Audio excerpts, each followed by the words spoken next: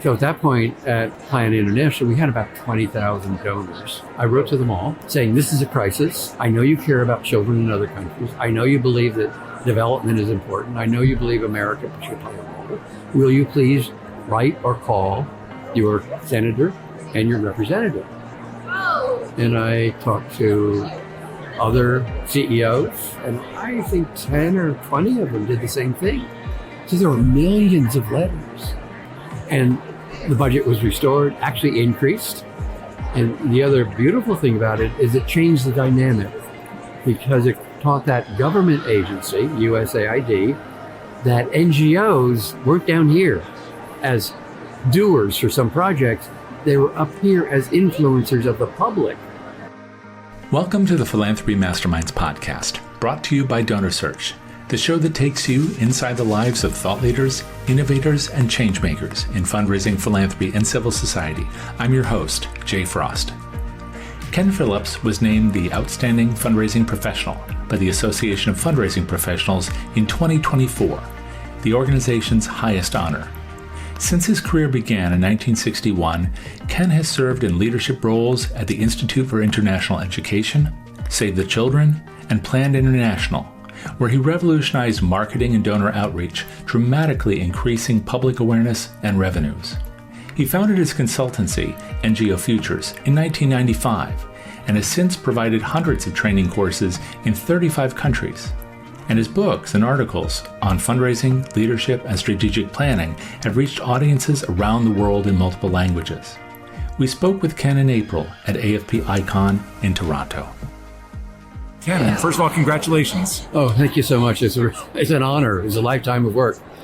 It's a lifetime of work, but that sounds so final. I mean, so you're very active today. You're doing a ton of work. I'd love to hear about, of course, the arc of that work, and then talk about what you're doing today. But maybe we can start with a couple of the things right before us. So you received, of course, the honor from AFP. Which they said is fundraiser of the year, but I said no, fundraiser of a lifetime. So, because I've been there. It started in 1961 with a youth organization where I raised 2 job offers in the United States for international students.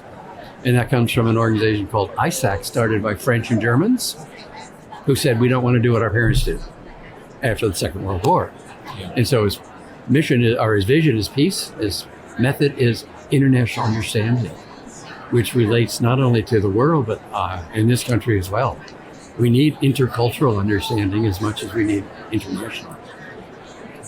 Could you talk about how you became involved in that in the first place? What was the genesis of that? Okay, the genesis of my getting involved was to get 2 job offers in the U.S. so that I had 2 offers in Europe, one for me and one for my girlfriend. Oh, okay. So I did, and we had a great summer together. Yeah, that was the beginning. But then later, I was appointed to be the national president, or the committee president at Princeton, where I was a student, and I did that because I care about what books tell me and you about how to live a good life, what's important. So I got more involved in this organization. I created the committee there at Michigan. I knew the business dean quite well because I was bringing something of value to the business school. Sure. So my real challenge was the second year when I was tasked to chair a national conference, 100 students from all over the country coming to have 3 days of training and sharing and learning. I needed to raise $25,000. I didn't know how to do that. And $25,000 was, it's still significant, but it was very significant. Oh, yeah. Yeah, I'll come back to that. So I asked the dean, can you help me? He said, no, but I'll give you an introduction to some people. So he set up a meeting, a luncheon I had with senior VPs of Ford, General Motors, I guess American Motors at that point. And we talked, and I did what a young person does in 1963, talk about myself and the world and how we want to make it better. And at the end, one of them said, well, we hear you needed $25,000 and you will get that. Now, what I found out as I looked at this recently, $25,000 then is $250,000 today. As a young person, but I didn't do it. And that was lesson number 1 for me. I couldn't have done it on my own. The dean did it. Well, the lesson is you got to find people who can do things you can't as a fundraiser. You got to find people who can help you, who actively open doors. We can come back to that later, but as a result of that, here I am. I just brought all these students who are going to elect the next national president to their meeting. No cost to them. Guess who got elected? Oh, I didn't think about it. Yes, I'll send. And I was elected to be national president, full-time job, no staff, one person to help me. And I spent the next 2 years, because I was reelected, going around to dozens of universities and reinforcing the training for existing committees, opening up new committees, talking to people. We had a great board, a great advisory board. I asked that one of the advisories was the dean at Alabama, and who was also head of the Association of Deans of Business Schools. I said, Dean Garner, I want to find a way to get something going at MIT. Again, he opened the door. I met with called the person and said, I'll be coming up, such and such a date, and can we meet? And by the way, could you bring in 3 or 5 really good emerging leaders from your student? And I get there and, there's only one guy, one student there. But we talked, and I guess I get another good job. And that young student then became president of that local committee. He went on to be a national president after a couple of guys after me. And I talked to him on the phone yesterday in a group meeting of people from that group from way back. And Ken Morse, graduate from MIT, a prominent professor at MIT and entrepreneur. He's going around the world supporting startups. He said he learned it from ISAC, and he learned leadership from me. That was a great treat to hear him say. So that was the beginning. And as I talk about in my book, this is really almost an autobiographical book, but it's all about leadership and how you can be a leader. Because one thing I learned in all of my jobs, the leader doesn't know everything. It was the people who were closer to our customers, our clients, our donors, our partners, who knew more. They knew before I knew what to ask, and I encouraged it. So they stepped up to lead and make changes. And I believe everybody can be a leader, and that makes a healthy organization. It's true. And it sounds like you had a platform for, I guess, inculcating leadership. I don't know if that's the right word. Absolutely. Yeah. Yeah, our focus then in that student group called ISAC is, it was global support, global understanding. Leadership was sort of on the side. We did it. And 50 years later, there was a meeting, and the current student president of the global organization talked about their leadership development program with inside learning, outside learning, a whole bunch of great things, and a set of values. Don't hear that in Harvard Business School much. And 20 of us met afterwards in a panel group and talked about, well, yeah, that's what we did. We didn't know we were following leadership development, but that's what we did. And so it's an alumni support program. As alumni, we want people to be global leaders as well. And the key thing is step up. That's the key thing. Step up. Was there more of an appetite for that at that time? To step up? To step up, but also for this general, appetite for leadership, for international, cultural exchange, with also around the time of the birth of the Peace Corps. So it does seem like a time when people were really thinking big. Yeah, the 60s and 70s were time of optimism. This late 60s, early 70s, they were. A lot of good things happened in the civil rights movement, gay movement, disability laws. It was an opening time in America. And we were optimistic. Now it's really different. I read an article from the New York Times the other day about how dismayed, disillusioned, disadvantaged. And kids today are disillusioned about their futures. Yeah. And I think we're all disillusioned about leaders. Corporate leaders, are they models of integrity today? Political? Things are not going well. So you're right, it's different now. But this leadership that you're talking about, that you talk about in the books, and not everybody can see what we're holding. So Make a Better World is one of those books. Or no, I'm sorry. Yeah, it two is. Versions. That's my first book. That's not exactly a recipe for leadership, but certainly the stories will allow people to then... I think it includes the recipe. Oh, okay. I'm sorry. So I mean, in one leadership session before I wrote this, when I do workshops, I always end up, say 3-day workshop, I always end up with a leadership development thing. And typically I say, imagine 2 leaders whose leadership skills you admire, from literature, history, family, mythology, anything. Write them down, think about it, and then in a minute, talk to your partner and say why you like them, and then what are you going to do to develop those in yourself? And I always give the example from me as a young person in the 1960s, Martin Luther King, who taught me and maybe a billion other people the power of vision. And of course, that is what the essence of nonprofits are. It's a power of vision. And I got that, I really do. The second one was the incredible power of communication. The I Have a Dream speech will always be remembered for both of those. And I work on that, and maybe I'll do okay. In one session, then the people would go around, 10 to 70 people in the workshop, in any of 30, 40 different countries. And they would do the process. And at the end, we'd get feedback. And I hear the typical Nelson Mandela, Let's Waleka if we're in Europe, others. And then the last 2, one guy said Hitler, and another second guy said Stalin. And I just about dropped my trousers. And I said, I said to myself, what did I do wrong? And I said, well, no, wait a minute. And we argued, but they were right. They were charismatic leaders. Both of them, incredibly powerful. And service for a different notion of what the world should be, but they have the characteristics, profound leadership. And so since then, I always talk about leadership values. Right. Values for a better world. And, that's my theme, better world. Right. And that's everything I've been working on, actually, my whole life.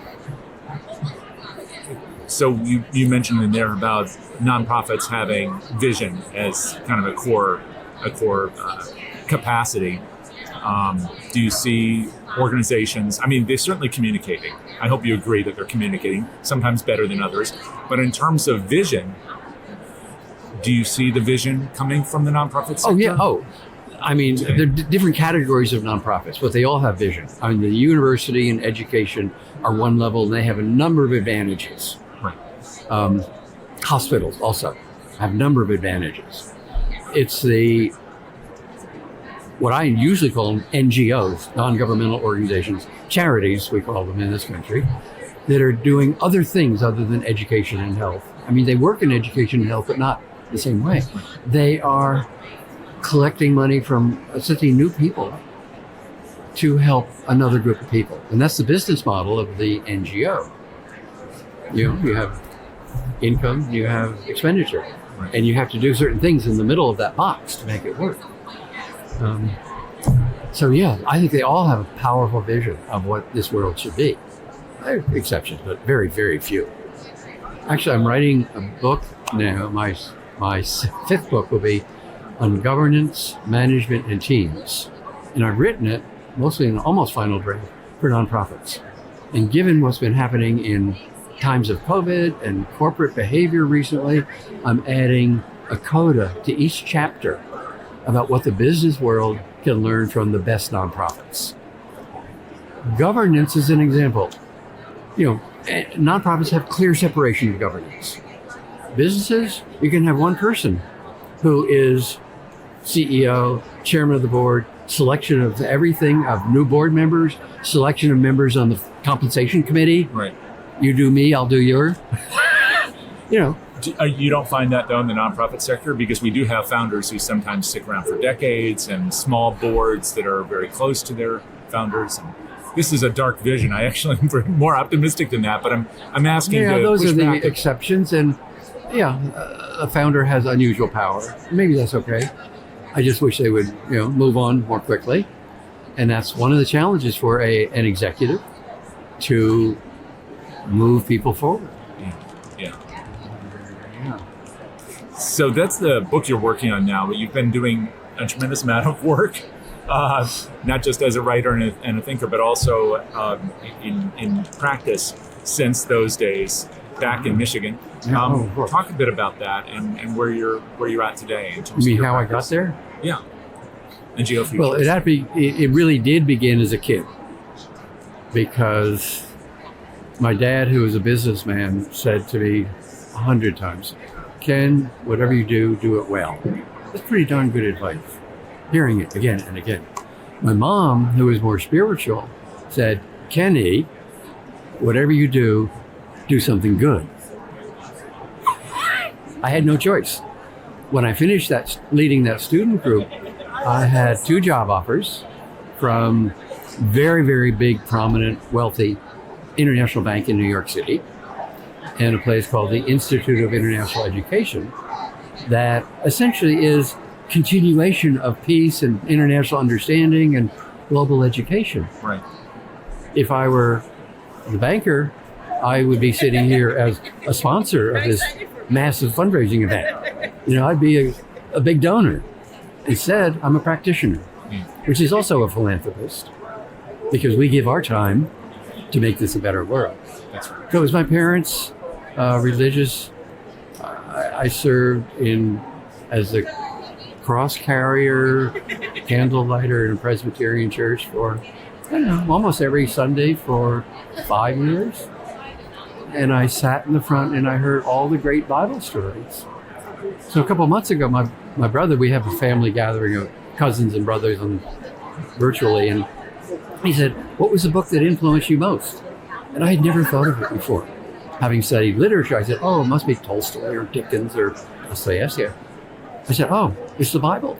Of course, the values. The values are great. The bureaucracy? No. But it's the values I like. So that was the real beginning. I feel I was destined. It's interesting because in talking about the Bible, there's a lot of talk about the Bible today. And books of all types receive different interpretations. I know we're not having a religious discussion here, but I'm curious how you feel about that intersection of values, especially when they're drawn from our religious training or experience, and then how that influences itself positively, but sometimes negatively in the nonprofit world. The values I took from the Bible are caring for other people. And when that gets distorted to be caring for yourself, I think that's a misunderstanding, certainly of what Jesus would say today. Well, and working internationally, you've seen those religious traditions, different religious traditions around the world that probably have those shared values. Yeah, they do. They all have good charity focus as a core. Not always followed, but it's a core. I look back on the founding of those, the 5 great religions. They were a civilizing effort, moving from sort of the rural, rustic, everybody wandering around, to, we live together. We have to find a way to live together better. And there are different prophets who espouse that. And it's mostly caring. Caring is truly what is the best thing in the world. I have a hierarchy of my values for humanity. They're similar to Maslow, of course. Triangle. And at the bottom is caring for yourself. We do that every day. We get up, we brush our teeth. We care for ourselves. Also large is caring for family and people we love. That's important. But it's no good if you stop there, because the 3rd level is caring for other people and the planet. And that's what fundraising and nonprofits and other associations that are really working to make a better world are all about. And those people are, we're up here. There's only one higher level, and that's the fundraisers and the other people who are making those donors care. And they are at the highest value of encouraging others. They are leaders by being, even a junior fundraiser is a leader by encouraging other people to step up. And money does not matter. There's research by a big bank of their very, very wealthy, high net worth people. Are you happy? And the answer was not particularly more than other people. What would make you happier? The number one response? More money. Ask a fundraiser, what's your number one hope? Well, it might be for a decent salary, but the real hope is more money for our program. And which has a higher value in humanity than that? Those happiness surveys you just talked about, they're pretty scary sometimes to see how, for example, here in the United States, where the conference is being held, where we don't always rate at the top of the chart in terms of happiness. And maybe there's a focus on the ephemeral, but nonprofits do offer us a way to be engaged in a meaningful way. They do. And also a number of other countries who are higher on that list have more government support that people accept and love for raising children well, for good medical care, for decent retirement, their social systems. And I may found some people would call me on the fringe, including my former mother-in-law, who in the 1960s, I was visiting communist countries. My new wife at that point, we went to East Berlin. It was amazing to be there and see the life. And we drove back through and it was like, yeah. And I'm not a communist sympathizer, but my mother-in-law, 5 years later, the FBI came and investigated me on the 10th floor of the building where I was in. They walked into the office, they got permission because who they are, sitting in my office. Mr. Phillips, we're here to interview you. Why? Why are you visiting communist Yugoslavia? Why are you visiting Hungary? We understand you worked with a communist Chinese person last year or 5 years ago. I had to think about that. And actually, he was Chinese, but from Taiwan. The epitome of freedom and democracy. I was amazed at how ignorant these interviewers were. I got a redacted version 10 years later. And then I finally found it was my mother-in-law who asked the FBI to investigate her daughter's husband. Isn't that amazing? It is amazing. I understand what the fear is with our children, perhaps, but I wonder what the fear is about politics, because that seems to rise and fall with time, and we certainly see vestiges of that today. This 50s and 60s, there was, the communist scare, and new movies recently about all of that. Right. Do you see the hope in the sector these days? Do you imagine that we're going in the right direction? I see more hope in this sector than in any other sector. In the political world, I see nothing but resignation about what's happening. I see politicians who spend more time fundraising than legislating. I see two groups that are completely unwilling to talk to each other, not for the good of the country, but their own little dreams. The corporate world, is struggling with the fact that so many people don't want to work there. And I know for a fact that you've got to be in person to have creativity and development. And a lot of people don't want to do that. And maybe it's okay for some employees to be at home, routine work. But then I hear that there are keys for systems so that the boss can see if they're really working. And I've always worked for nonprofits where we'd have international staff. We didn't monitor them. We trusted them. And we were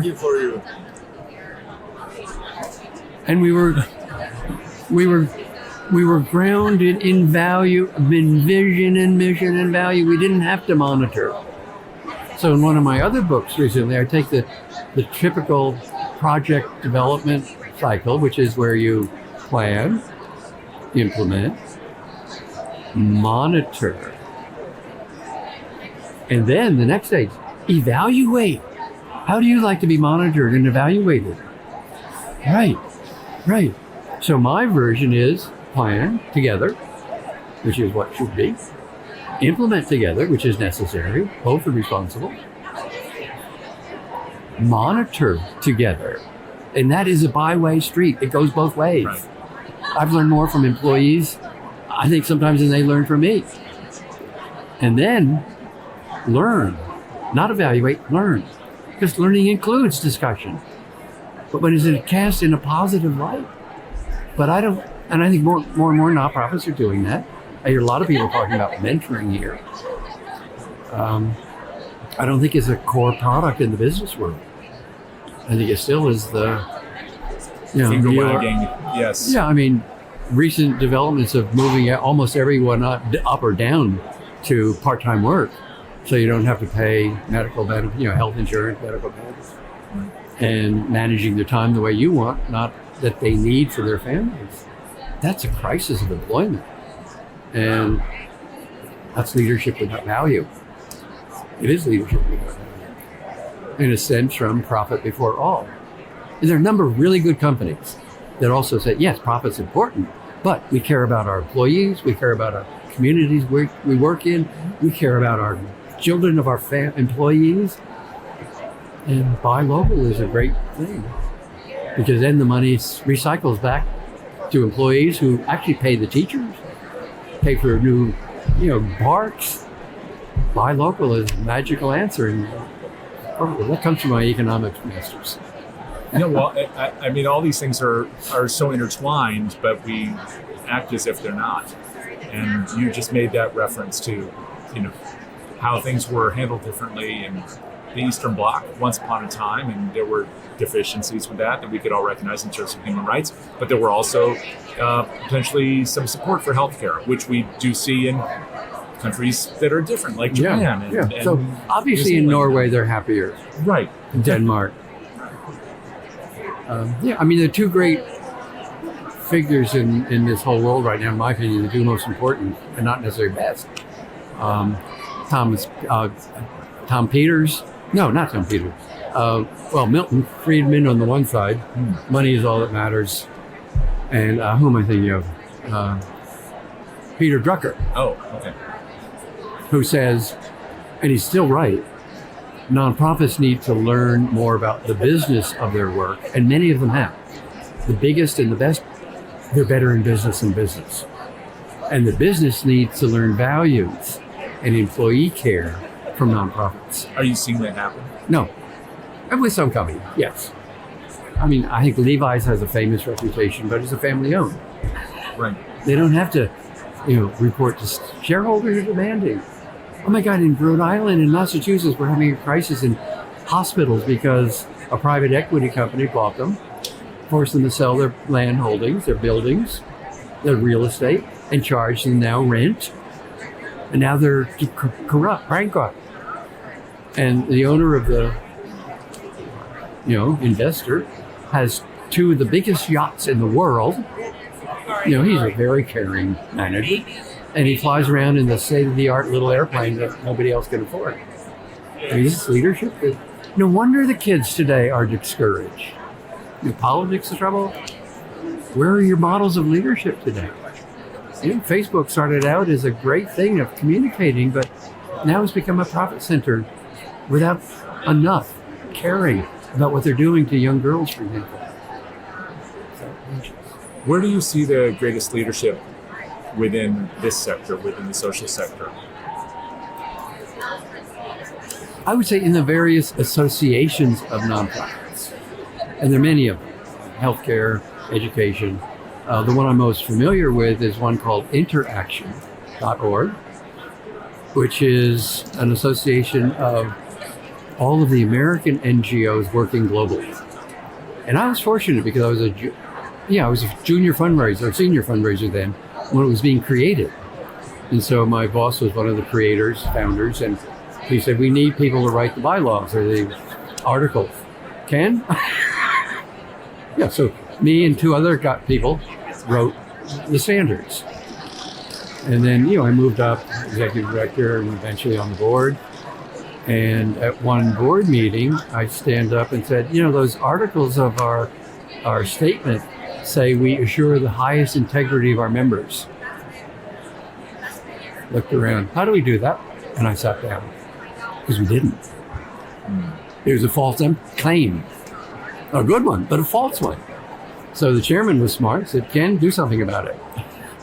So this is in 1987, and I said, sure, I need 5 people to help me. We had a big, and we decided, okay, take 4 years to do it. and we developed a plan. I led the action. We found a consultant with Rockefeller Brothers support, thank goodness. We developed standards of ethical behavior, standards of program performance, methods of enforcement and validation, presented it, and 100 times back and forth. Really good participatory. And that's the way it should be. Everyone had their voice. And when I presented the final results, and I was then, by then chairman of the board, so maybe more influence, but unanimous approval. Unanimous. And that organization has since gone up, and there's something like 15 or 18 billion dollars a year of revenue for international development. That's a big factor. They do a lot of amazing work, and the leaders there, I know them, the head of Save the Children, the head of Oxfam America, people like that are leading figures there. They care about the world, so they care about their association. We had one really interesting case when the USAID, which funds international development, was going to cut the budget. Typical Congress saying, nobody cares about it, cut it. And I said, no, I got to do something. So at that point at Plan International, we had about 20,000 donors. And I decided, I wrote to them all, however I did that back then, but sent letters or some communications to them all saying, this is a crisis. I know you care about children in other countries. I know you believe that development is important. I know you believe America should play a role. Will you please write or call your senator and your representative? And I talked to other CEOs, and I think 10 or 20 of them did the same thing. So there were millions of letters. And the budget was restored, actually increased. And the other beautiful thing about it is it changed the dynamic, because it taught that government agency, USAID, that NGOs weren't down here as doers for some projects. They were up here as influencers of the public and ultimately controller, supporter of their budget. So it became more of an equal dialogue. There are a lot of people who have been concerned over many decades about whether or not their organizations have the ability or the right to influence policy in the way you've just described. And there have been other people, Robert Agers comes to mind immediately, who have advocated for organizations to take a greater advocacy role. You've just given a great example of how interaction and plan, in that case, could make a strong argument that helped AID, which then provided aid around the world. Yeah. What role do you think today nonprofits should and maybe can exercise in advocating for their missions, more than just talking to their donors, but talking to a wider audience? The result of that thing I did with Plan, two things. I was walking the streets of Providence with Senator Claiborne Pell, whom I knew because he was supportive of a neighborhood organization I was involved in. We were talking about sanitation and graffiti. And he said, I always get letters about potholes from people in Rhode Island. I never got a letter about international assistance. You did something magical. And it's true. And nobody tried to slap around Plan for advocating for our donors assistance. Were happy because not only were they helping with their finances or maybe their volunteer time, they helped us change the government to support what we believed in, to support our mission. So donors were happy. And, it was well within whatever the number limit was. It doesn't cost much to communicate to donors to ask them to do this. And I would think almost all donors would be happy to say, I believe in healthcare for whatever. I believe in this and I want you to. And maybe my vote depends on what you do. Oh my gosh, would that change the reliance on money, which is now what determines votes, in my opinion. So it is the nonprofit world that is the strongest value center, because sadly, religion has declined in number of attendants, and it may influence, like me, its values, but churches have lost, and they've done some bad things, sadly, the Catholic Church and others.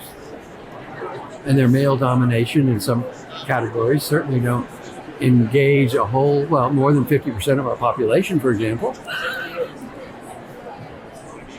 My wife is a former Catholic, and it was a male-dominated thing that she just could not put up with.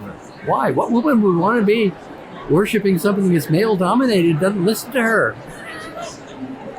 Sorry. These are truths. These are truths. Tell me about your work today. I mean, you're still quite active. Okay, I'm in my NGO third Futures. career. The first third was 20 years of doing fundraising, executive, leading. Second career, just a moment on this, is when I went to Geneva in 1994 with a job to support new NGOs in 8 countries helping children and to raise money throughout Europe with no budget. I succeeded in one and failed in the other. I got fired after 6 months or something. I came home and my wife said, "Oh, good. Now you're going to do what you like and I'll find what I want to do." And we did. She found work with UNICEF, UNHCR. I found that in 1994, donors were eager to find people who could take American ideas about civil society to the 18 countries in the former Soviet Union. And I did that. For years, I was doing, 14 countries a year. I frankly loved that because I always had really good people to work with. And I think I made a difference. I took the best fundraising, management, leadership of nonprofits to new countries. So enough of that. I started writing all my life, but I've been focusing on that in my last couple of years. So this is my first book on leadership, how to be a leader when you're not the boss, and the fundamental principles of fundraising. And the first principle, I have 15 iron rules there. The first one is fundraising is not about money. It's about who you are, why I should trust you, and what you do. And that, then my second book was strategic planning and operational planning for nonprofits with some really, I have experience with hundreds of processes. The third one is on 25 strategies for fundraising. The 3 most important are transform yourself to grow. Be respected for your trust. Prove your value of your worth and what you do. So the 3 big ones. The book I just finished a year ago and was published in March last year is all about trust and impact and meaningful communications. So for nonprofits, and again, I know how to do that. I've done that.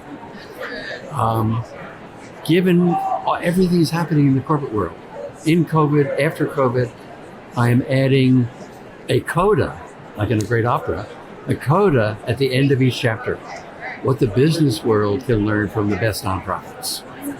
And the simple first example is in governance. Nonprofits have a separation of governance and management. And business doesn't.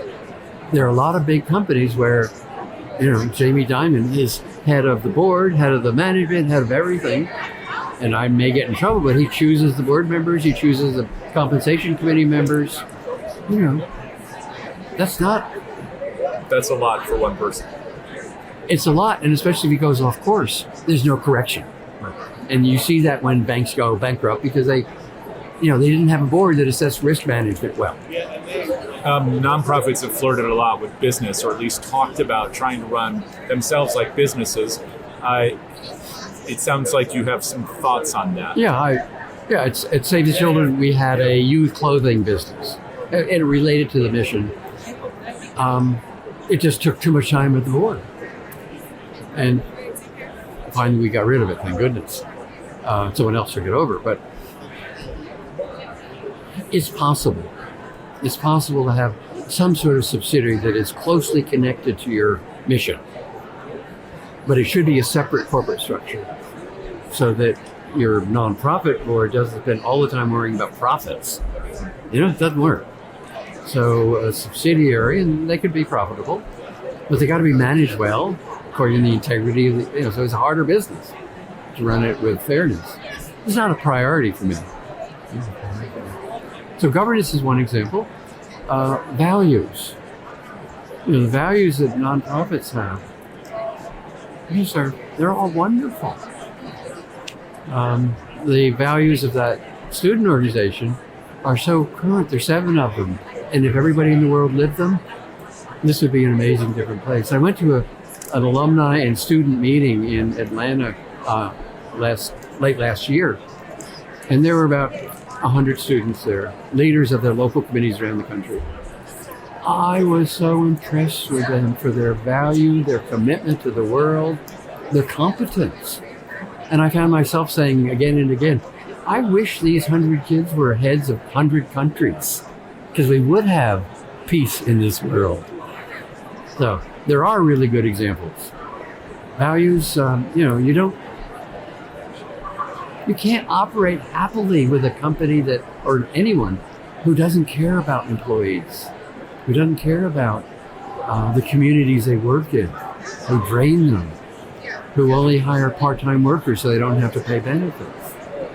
Man, these are problems. So that book will be one for business, I hope, and also for nonprofits. The next book, and I'm working on it and have some really amazing people working with me on it, is what are the 25 issues that youth most cares about? What is that? Generation Z? What do they care about? What do they think has to be corrected for them to have a good future? Because right now it's not heading that way. That's what they're saying. So I am getting together a way to have research so they identify the issues, not you and me. I mean, you maybe a little bit, not much more, less than me. But I have no responsibility or role to play. Well, I do. My views are not important. It's their views. What are the 25? And then we'll find 25 organizations to have a competition for essays from their constituents, young people, and they'll select the best one. Each essay, maybe 25,000 words, no, 2,500 words, will be, what's the issue? Why is it important? What's been done about it? Why is it not working? And what are 5 to 8 simple things that every reader can do in where you're studying, where you work, where you live, where you party, and with your family. Do it. And they can be as simple as telling the people on the bus to make way for the woman who's pregnant and give her a seat. And I was on a bus 2 months ago when that didn't happen because I was at the other end of the bus. I got so mad. Nobody cared. What I've noticed here is really quite amazing. We get a bus back and forth from our hotel to the center. Every time people get off, almost everybody, thank you to the driver. When I get off the subway or on a bus in Boston, maybe 1 or 2 people out of 50. This is a caring community. There's a proof of it. We say thank you.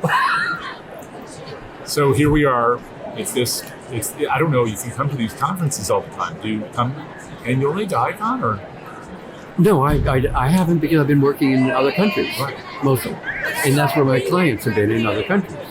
So now, you've had this experience with this group of people, and you were talking about generations a minute ago. There are a good number of different generations represented here, different viewpoints, and other countries too. What are you coming away with? What are you taking from this? I mean, obviously you've given a lot, and that's exactly why AFP has provided this very well-deserved recognition. What are you taking? What's fueling you from this? Well, when I got my award, I said some words, and what I wanted to do, and from feedback, I think I did, encourage people, encourage the fundraisers in a number of ways that they have. The outside work is marketing, fundraising, public relations, communications. Inside work is just as important, because you can't do that well if you don't have a good inside. You need a board that's really functional and helping, and the fundraiser is a voice. The fundraiser is an ambassador of donors into the organization world. To get the program director to say, yeah, I understand. The more we help you, the more you can help us get more money. An example I use is I was training CARE international field workers in Thailand. people who spend their lives helping people have a better health, education, and community. And finally, one of the field directors says, Ken, I get it. Fundraising is my job. And he explained it to me, I have a responsibility to help you make it succeed. And by the way, it's what pays my salary. So fundraisers, make that message. Tell your board you need more support because you are the one who are paying your executive director's salary. And so what I'm getting is feedback that they really want to hear that message, that as fundraisers, they are, at the top of that hierarchy is one thing, that they are making a difference, that they should be more respected. There are sometimes many organizations, program director, finance director, who's usually a senior guy, hold the place together, and the fundraiser, sometimes down here. No, you've got to be up here. And the finance person is the one who should understand that most. As a business-oriented person, companies do marketing to sell their products. Nonprofits do fundraising to help people. Come on, finance manager, recognize your job to help fundraising develop and support it. And the program director, you have no field staff if you don't have more income. And board members, you can't brag about it if we're not growing. So has that perception changed? Have they grown along with us? Do they recognize that these two things are linked? Who? Everybody in that group? Everybody you just mentioned. I mean, in Save the Children, yes. In Plan International, yes. But they're growing. They're billion-dollar successes, multi-billion-dollar. I think the United Way, probably. I don't know. I'm not close to touching them. But the most successful ones certainly are. And another thing I did and advocate is creation of an honorary board. Because these are prominent people who don't have to do much. They don't have time. But they lend value by their names and their reputations. And I found in every organization I work with that every once in a while they can do magic for you. They can open that door. They can tell you to do this. So, and also, it's a good retirement place for regular board members who need to move up and on. I mean, on and up. That's true. That's true. Founders should be head of the honorary committee after a certain number of years. Well, also, you don't want to lose all that. No, knowledge. That intellectual capital. Yes, Yeah. all the things that people know. Yeah. I mean, I sort of have a management cycle of 7 to 10 years is the right time for your job. And if you're the founder after 7 or 10 years, find a new level. Be on the honorary board. So organizations need to open the door to that. Yeah, that's a great way to do it. Well, that's all for this episode of the Philanthropy Masterminds podcast. Thanks to our sponsor, DonorSearch, the world leader in fundraising intelligence solutions, and our producer, Jack Frost. If you like what you heard, please subscribe on Apple Podcasts, the DonorSearch YouTube channel, or wherever you like to listen. And consider giving us a like and a positive review so others can find us too. Check out our live webinars and webcasts on Tuesdays and Thursdays, and come back next week for another interview with a leader in the world of social good. Until then, this is Jay Frost. Thanks for joining me. See you next time.